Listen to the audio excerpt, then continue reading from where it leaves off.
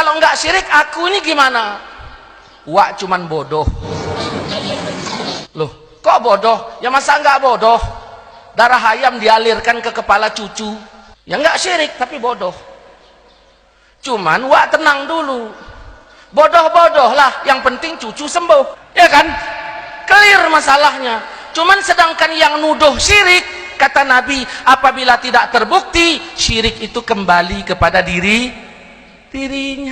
Jadi syirik ini bukan hanya menyekutukan Allah, bukan hanya menyekutukan Allah.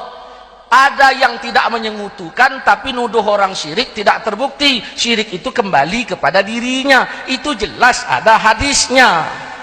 Jadi Wahabi ini tauhidnya rububiyah, meyakini yang mengatur alam ini Allah. Nah, tanya sama Abu Jahal.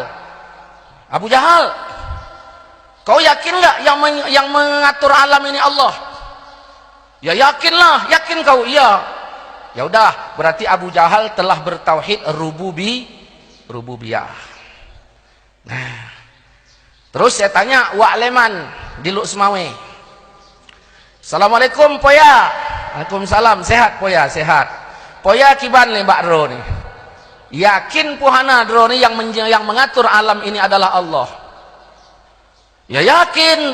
Berarti Poyanya dengan Abu Jahal sama-sama bertauhid rububiyah. Sama. Nah, maka lewat rububiyah Wahabi mentauhidkan Abu Jahal. Dah. Terus ada tauhid yang kedua, naik tingkatannya, uluhiyah. Nah, menunggalkan Allah dalam ibadah. Abu Jahal, kalau memang kau percaya yang mengatur alam ini Allah, kenapa kau sembah patung? Oh, kamu nyembah patung maksudnya nyembah Allah. Oh, berarti kau tak bertauhid tak bertauhid uluhiyah. Terus tanyanya lagi, Poya yang di Luk Semawe tadi. Poya kemarin dari mana? Oh, dari makam Syekh Mudawali di Aceh Selatan. Ngapain? Ziarah kubur, tawasul dan sebagainya. Oh, berarti Anda tidak beruluhiyah. Tidak menunggalkan Allah dalam beribadah. Karena bagi Wahabi tidak ada takzim. Setiap takzim menjadi tabut. Asal hormat menjadi Tuhan. Asal hormat menjadi sembah. Makanya mereka sampai mengharamkan cium tangan kepada guru, cium tangan kepada orang tua. Makanya dipeleset. Kalau salaman cium tangannya taruh samping. Setan. Nah, kalau memang benar aturan tauhid seperti ini, saya ulangi, kalau memang benar aturan tauhid seperti ini, berarti proses masuk Islam tidak lagi dari pintu 2 kalimat syahadat. Kalau Abu Jahal sah tauhid rububiyahnya, berarti kalau Abu Jahal sholat sudah sah uluhiyahnya, berarti tanpa proses 2 kalimat syahadat sudah sah Islam. Gila ini. Saudara-saudaraku seiman seakidah yang dirahmati Allah Subhanahu wa taala. Saya terserahlah cerita saya ini mau dipublikkan. Di Pekanbaru di Alian Handayani, di depan wali kota Pekanbaru itu saya bilang sesat. Saya nggak ada cerita, bukan di kelompok kecil, kelompok besar. Sama saja, 2 tambah 2 pasti 4 jawabannya. Nggak ada 4 lebih dikit. Saudara-saudaraku seiman seakidah yang dirahmati Allah Subhanahu wa taala. Jadi inilah ini mereka, tidak ada membedakan takzim dengan tabut, tidak ada. Lalu bagaimana? Lewat tauhid uluhiyah dia mengkafirkan umat Islam yang ziarah kubur, yang tawasul kepada wali, karena tidak lagi menunggalkan Allah dalam ibadah. Makanya dalam kitab Kaifa Nafhamut Tauhid halaman 16 di sana dinyatakan iman Abu Jahal dan Abu Lahab lebih hebat pada rububiyah ketimbang iman orang yang mewiridkan zikir la ilaha illallah, la ilaha illallah, la ilaha illallah. Bagaimana mau damai, Pak? Mungkin kita kalau dicaci diri kita, kita marah, ya kan? Ayah kita dicaci, kita marah. Tapi kalau agama dicaci, kita nggak marah. Orang semayang pun jarang. Macam mana dia mau membela agamanya? Saya berkata begini karena Wahabi mengkafir-kafirkan. Saya berkata begini karena Wahabi menyesat-nyesatkan. Coba seluruh Wahabi tarik cakapnya, minta maaf, tidak mau mengatakan sesat kepada kaum mayoritas. Saya pun tidak akan begini. Saudara-saudaraku seiman seakidah yang dirahmati Allah Subhanahu wa taala. Ini terus dia meyakini Allah Subhanahu wa taala itu duduk di arsy. Duduk di arsy. Nah, ayatnya ada. Makanya ma'rifat itu kan ada definisinya, al-jazmul mutabiqu an dalilin. Sebuah jazam muafakat dengan benar serta ada dalil. Baru enak ma'rifat ini. Bukan ma'rifat dukun, pejamkan mata nampak, itu ma'rifat setan. Pertama dia yakin benar, ada dalil. Ada dalil belum tentu benar. Datang atuk bilang, kau jangan semayang kau, rupanya ada ayatnya, fawailul lil musallin, celaka orang semayang itu. Dalil. Tapi kan tidak begitu caranya. Kita tanya orang Wahabi, nah, aina Allah? Allah di mana? Oh, Allah di arsy. Dari mana kau tahu Allah di arsy? Al-Quran lah bang yang bilang. Mana ayatnya? Abang bukalah surat Taha ayat 5. Ar-Rahman 'alal arsy istawa. Tuhan yang maha pemurah di atas arsy istawa. Apa itu? Ya duduk. Oh, abang nggak percaya sama ayat ini? Sama ayat aku percaya, sama otakmu aku enggak. Berarti abang nggak percaya sama ayat? Enggak, aku percaya dengan ayat. Cuman apakah begitu cara pemahamannya? Ya kita apa yang disebut ayat, ya mesti mengimani seperti yang disebut ayat. Oh gitu ya? Iya, kalau begitu bagaimana kalau Tuhanku bilang di Palestina? Ada loh ayatnya. Buka surat Safat ayat 99. Inni zahibun ila rabbi sayahdin. Ibrahim berkata, aku pergi menjumpai Tuhanku. Kemana Ibrahim pergi? Ke Palestina. Berarti Tuhan di Palestina. Aduh, jangan aduh-aduh. Berarti Tuhan di Palestina. Begini Ustaz, ada wanita yang ditanya Nabi, Ainallah. Wanita itu, budak itu berkata, fis sama, di langit. Lalu Nabi bertanya, aku siapa? Kata wanita itu, engkau Rasulullah. Terus Nabi berkata, merdekakan dia karena dia wanita yang mukmin. Berarti Nabi mengesahkan jawaban perempuan itu, Allah di langit. Oh gitu ya? Iya. Berarti yang benar mana? Ya di langit. Nah sekarang kutanya, di langit apa di arsy? Tadi di awal di arsy. Kan begitu. Ini di langit apa di arsy? Sama aja, enggak. Langit di bawah arsy, arsy di atas langit. Langit ada 7, arsy ada 1. Pokoknya, ini yang hajab. Pakai pokok. Bapak kalau berjanji sama kawan pakai pokok, hati-hati. Yuk. Pergi ke kampungku makan rambutan. Apa ada? Pokoknya adalah. Hati-hati. Iya, rambutannya nggak ada, pokoknya ada. Tidak. Kalau begitu bagaimana dengan hadis yang ini? Kata Rasul, kalau kamu sholat jangan meludah ke depan.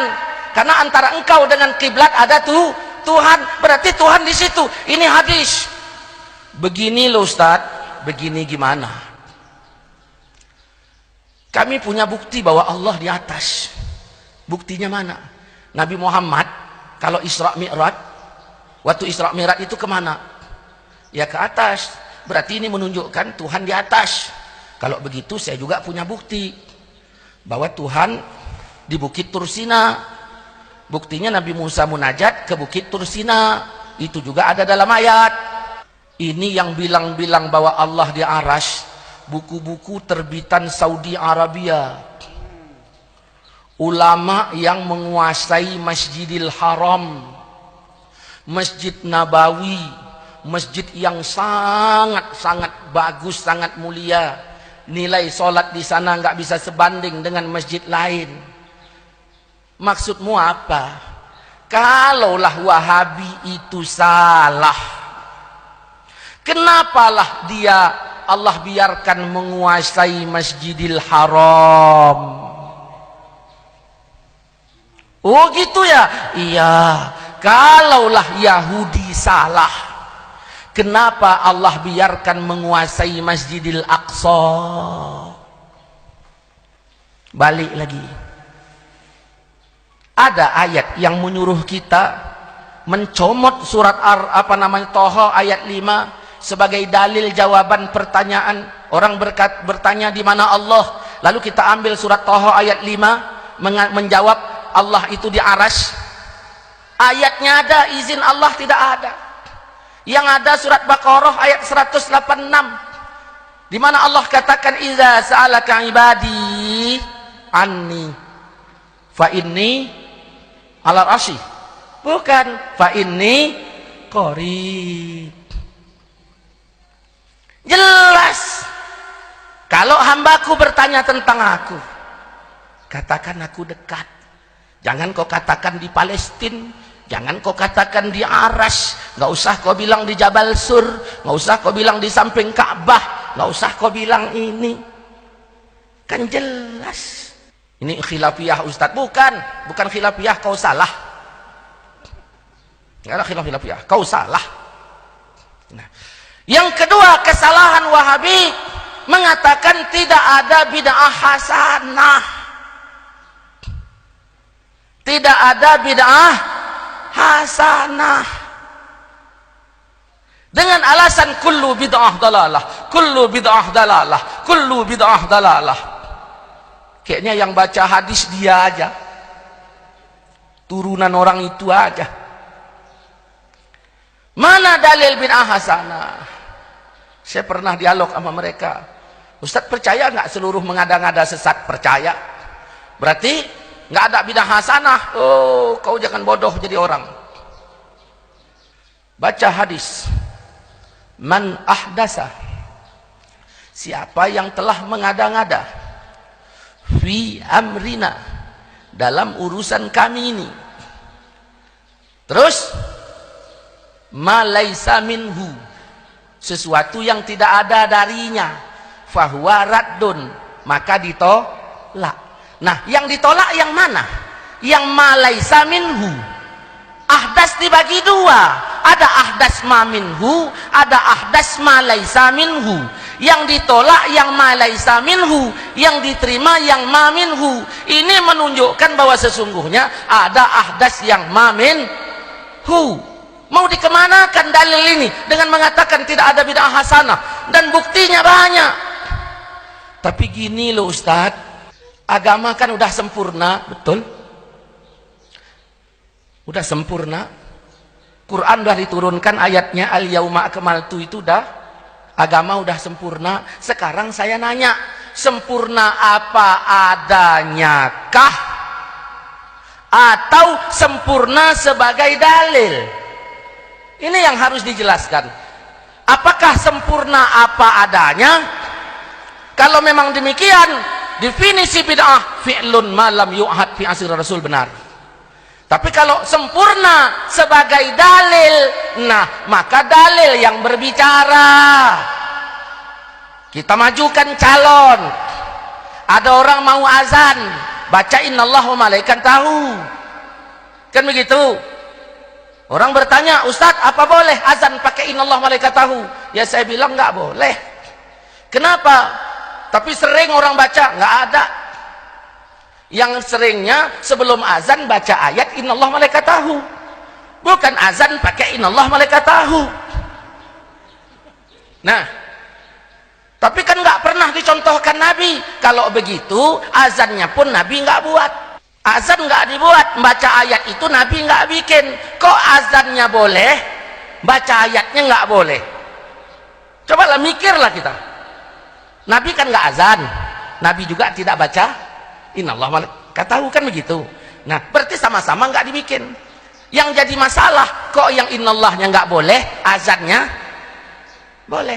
Oh, Nabi setuju azan. Kalau begitu, alasanmu Nabi setuju azan, makanya azan boleh. Saya bertanya, dari mana kau tahu Nabi tak setuju sehingga kau katakan tidak boleh membaca innallah wa malaikatahu shalluna ala nabi sebelum azan? Ada apa perintah Allah membaca Quran? Ada waktunya dari Allah untuk membaca Quran? Nggak ada. Ada perintah Allah semayang? Ada waktunya dari Allah untuk semayang? Ada. Jelas, berarti semayang nggak boleh sembarangan, ada waktunya.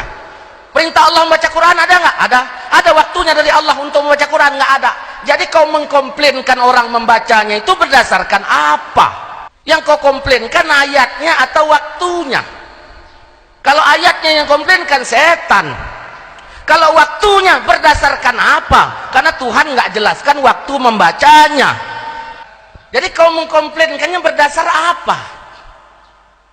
Jelas katanya kau ikut hadis. Hadis yang mana yang kau pakai? Jangan main-main. Coba yang santri kan baca matan arba'in kan? Ada kan? Coba baca hadis nomor 30. Di mana Nabi mengatakan innallah ta'ala farada faraid. Sesungguhnya Allah memfardukan semua yang fardu. Jangan kalian sia-siakan, jangan kalian tinggalkan. Kita nanya, Wahabi, membaca innallah malaikatahu sebelum azan itu difardukan apa enggak? Tidak. Kalau tidak berarti kau enggak pakai enggak apa-apa, karena enggak fardu. Kan begitu bunyi hadis tadi. Simpel aja lah kita memahaminya. Wa hadda hududan, kan gitu bunyi hadisnya. Ketika Allah membatasi, jangan kau tambah. Dibatasi apa enggak? Enggak, ya terserah mau baca sabihis. Nah, terus bagaimana? Nah, waharama asya, ketika Allah mengharamkan, jangan kau lakukan. Kita bertanya, apakah membaca innallah malaikatahu shalluna ala nabi ketika hendak azan itu diharamkan Allah? Tidak. Kalau tidak berarti boleh baca. Kan jelas. Ya udahlah, fair lah kita Ustadz baca aku enggak. Bukan itu masalahnya. Aku baca kau bilang bid'ah. Kan ini persoalan awalnya. Bukan baca dan tidak. Kalau baca dan tidak, amannya kita ini. Terus bagaimana? Hadis belum selesai. Wasakataan asya, ketika Allah diam, ya, rahmatallah, kan gitu bunyi hadisnya. Ketika Allah diam, rahmat untuk kalian. Ghairi nisyan, bukan Allah lupa. Fala tabhasu anha, jangan kau korek-korek lagi. Berarti yang ngorek-ngorek inilah ini yang salah menurut sunnah, bukan yang membacanya. Kalau Allah diam berarti, nah, bukan Allah lupa, itu rahmat. Maka Wahabi, tolonglah pandang perbuatan kami ahlu sunnah wal jamaah aswaja ini sebagai rahmat. Jangan kau cemberut nengoknya, nanti jadi setan. Ya udah, main dalil. Mau dari mana? Makanya sunnah itu dijelaskan, ma'udhifa ilan nabi, sesuatu yang disandarkan kepada nabi, perbuatan nabi, perkataan nabi, pengakuan nabi, keputusan nabi. Bukan hanya perbuatan, sunnah itu banyak. Nabi nggak azan sebabnya kan ada. Bayangkan kalau Nabi azan, apa nggak jadi fitnah? Nabi berazan, Nabi berkata, asyhadu anna Muhammadar Rasulullah. Aku bersaksi bahwa Muhammad Rasulullah. Berarti kan ada Nabi lain yang disaksikan beliau. Fitnah kan? Yang kedua, Nabi bilang, hayya ala shalah, mari salat. Yang nggak datang langsung kafir, karena Nabi yang manggil. Al-Quran udah bilang, ya ayyuhallazina amanu stajibu lillah walir rasul. Wahai orang-orang yang beriman, penuhi seruan Allah, seruan Rasul. Rasul yang manggil, mari salat, mari, apa, hayya alal falah. Yang nggak datang langsung kafir. Maka Nabi nggak bikin, tapi Nabi setuju. Begitu juga doa berjamaah setelah sholat pun Nabi nggak bikin, tapi Nabi setuju lewat hadis-hadis lain yang kita baca. Maka persetujuan Nabi disebut sunnah. Nabi mengatakan la yahillu lirajulin, tidak halal bagi seseorang mengimami satu kaum tanpa izin kaumnya. Jangan kau khususkan doa untuk dirimu sendiri tanpa memperdulikan mereka. Fa in fa'ala, kalau kau lakukan faqad khanahum, kau telah mengkhianati mereka. Berarti mencari pengkhianat nggak usah di jalan. Tengok aja semayang jamaah. Kalau doa sendiri udah khianat dia itu sama jamaahnya. Ngapain payah-payah? Nabi nggak bikin, yang ada masalah. sama kayak azan. Makanya kalau Nabi bikin doa berjamaah, ya ada masalah. Saya sama Tengku ini kami bertumbuk. Saya tumbuk, pipi dia bengkak. Pala nggak dia sama saya? Ya pala. Terus udah pala bagaimana? Kami semayang di belakang Nabi. Siap semayang Nabi berdoa, bikinnya jamaah. Ya Allah ampunkan kami. Doa Nabi kabul. Dosa saya numbuk Tengku ini tadi ampun, dosa Tengku pun ampun. Berarti nggak payah minta maaf. Kan kacau ini. Maka Nabi nggak bikin. Itulah pandangan ringannya. Tapi Nabi setuju. Makanya kita pun jadi imam baca doa, baca yang disepakati jamaah. Ya Allah ya Tuhan kami, sehatkan kami, jamaah setuju. Sehatkan kami, jamaah setuju. Berikan kami rezeki, jamaah setuju. Begitu ditambah turunkan hujan, tukang es krim di belakang marah. Itu jangan jamaah. Itu pribadi. Jadi jelas mana wilayahnya. Wallahu alam. Banyak kok perbedaan kita dengan Wahabi. Bukan tidak ada persamaannya, ada. Cuman ya seperti yang saya ceritakan tadi, cerita pesta. Kita berbeda dengan Wahabi di tauhidnya sudah beda. Tapi begini kata Wahabi, orang kalian pengajian-pengajian aja. Nah semayang malas, kalau di Medan wirid mau, semayang enggak.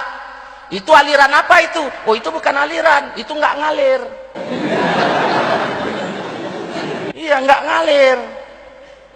Kalian ngalir tapi salah, makanya disebut aliran sesat. Gitu aja lah dulu. Demikian. Assalamualaikum warahmatullahi wabarakatuh. Waalaikumsalam warahmatullahi wabarakatuh.